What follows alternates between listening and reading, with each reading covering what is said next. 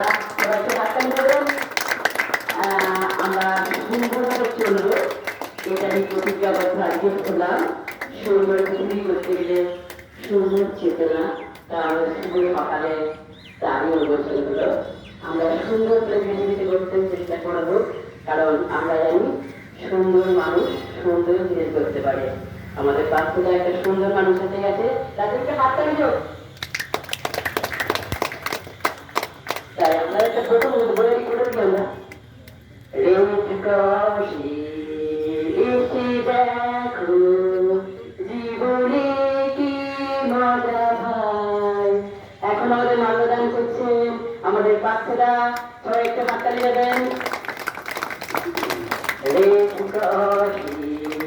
এসে দেখো জীবনে কি মজা ভাই। পাশে আহা কি